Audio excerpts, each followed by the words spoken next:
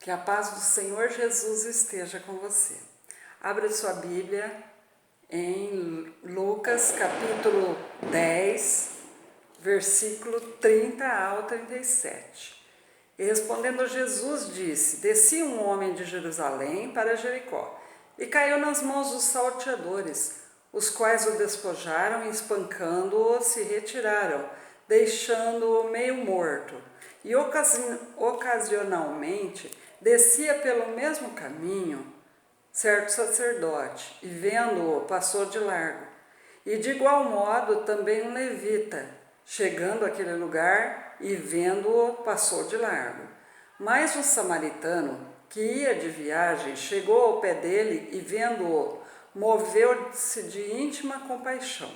E aproximando-se, atou-lhe as feridas, deitando-lhes azeite e vinho, e pondo-o sobre o seu animal, levou-o para uma estalagem e cuidou dele. E partindo no outro dia, tirou 2 dinheiros e deu ao hospedeiro, e disse-lhe: Cuida dele, e tudo o que mais gastares, eu te pagarei quando voltar.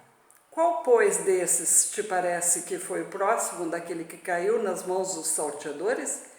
E ele disse: O que usou de misericórdia para com ele. Disse, pois, Jesus: Vai e faze da mesma maneira.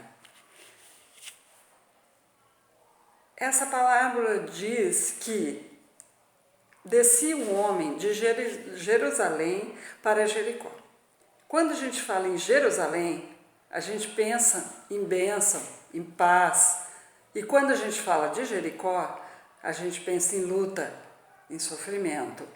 Adão e Eva, quando foram criados, eles viviam em Jerusalém, eles viviam um tempo de bênção, um tempo de paz. Eles desfrutavam da presença de Deus em todo o tempo. Mas, com a desobediência, eles passaram a morar em Jericó. Jericó é luta e sofrimento. Eles passaram a conhecer a dor, o sofrimento, a morte. Isso foi passado para todos os descendentes deles.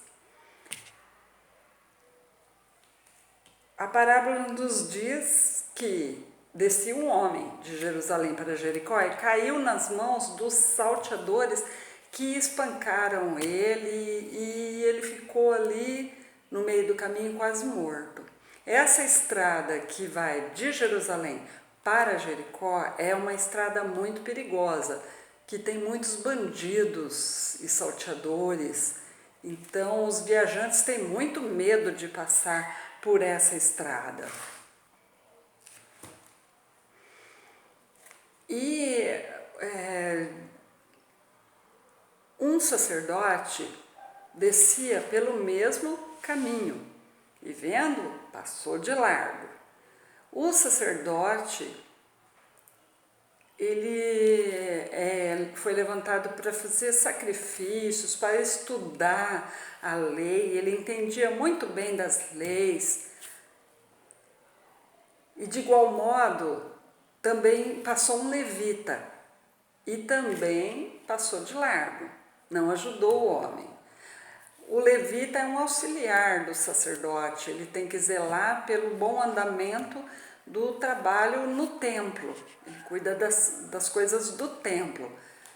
Esses dois, eles representam aquelas pessoas assim, religiosas, que observam muito a lei e que estão prontas a acusar aquele que está em pecado. Como os amigos de Jó, eles acusavam Jó de estar naquela situação porque estava em pecado, e isso não era verdade. Muita gente, quando vê o irmão sofrendo, porque está em pecado. Nem sempre. Às vezes Deus está trabalhando na vida dele. Uma vez Jesus foi curar um cego e as pessoas pensavam que esse cego ele era assim por causa do pecado dele ou dos seus pais. E Jesus falou: não, nem ele nem seus pais pecaram, mas isto aconteceu para a glória de Deus. Então, às vezes, um irmão está passando por luta porque Deus quer fazer um grande milagre na vida dele, porque Deus quer ser glorificado na vida dele. Então, não cabe a nós julgar. Aí passou um samaritano pelo caminho. Quem eram os samaritanos? Os samaritanos eram considerados inimigos impuros pelos judeus. Eles não se davam com os samaritanos, eles não se relacionavam com os samaritanos. Por isso que quando Jesus estava conversando com a samaritana em João capítulo 4, os discípulos se admiraram, porque não era uma cena comum um judeu conversar com um samaritano. E o samaritano passou por ali, viu aquele homem deitado no chão lá, quase morto, e o coração dele se condoeu. E ele parou e ajudou o homem que estava ferido. Ele curou as suas feridas passando azeite e vinho. Azeite é a unção do Espírito Santo e o vinho é o sangue de Jesus. Nós também estávamos como esse homem, a gente estava ferido, machucado, a gente estava sujo por causa da lama do pecado e as pessoas passavam por nós e não faziam nada. Alguns até tentavam ajudar, mas eles não podiam. Mas Jesus se condoeu da nossa situação e parou e ajudou a nós, morrendo na cruz pelos nossos pecados. Esse samaritano, ele colocou o homem em cima do seu jumento e levou até a estalagem. Jesus levou sobre si todas as nossas dores, todos os nossos pecados. Se não fosse Jesus, nós seríamos condenados à morte. E partindo no outro dia, o samaritano ainda deixou dinheiro com o hospedeiro e falou que se tivesse alguma outra despesa, quando ele voltasse, ele pagaria. Ou seja, ele não se preocupou somente com o presente, né, do homem, deixou o homem lá e pronto, foi embora. Não, ele se preocupou com o futuro do homem.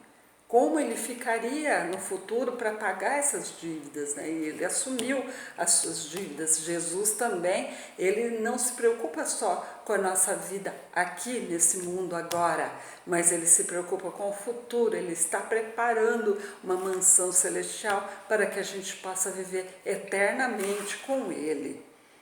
Aleluia. Isso Jesus estava contando para um homem, né, que queria saber o que ele precisava para ser salvo, né, e quem era o próximo dele. Jesus falou, qual é o próximo desse homem que caiu na mão dos salteadores? O próximo dele foi o samaritano. O samaritano é que parou para ajudar. Então, quem é o seu próximo? O seu próximo não é só o seu parente, o seu irmão da igreja. O próximo é aquele que está precisando de você. Às vezes, ele está precisando não de coisas materiais, mas ele está precisando de um abraço, de uma palavra amiga, de uma oração, de uma palavra que levante ele, né? E muitas vezes, muitas pessoas passam como o sacerdote e o levita e falam assim, alguém vai ajudar ele, Deus vai levantar alguém para ajudar ele. Não, Deus levantou você para ajudar ele. Vá lá e ajude ele, veja o que ele está precisando. Se você não puder ajudar com dinheiro, com alimento, ajude com oração, orando a ele. É nossa obrigação amar o nosso próximo. Porque senão, se a gente não amar o nosso próximo, como que a gente vai falar que ama a Deus? Então, a nossa obrigação é ajudar o próximo.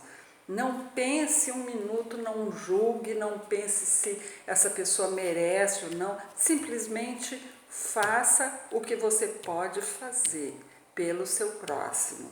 Aprenda com essa parábola que é Deus que está falando com você, é Deus que está mandando você ver quem que está precisando da tua ajuda e se prontificar e dizer: eis-me aqui, Senhor, envia-me a mim. Que Deus te abençoe.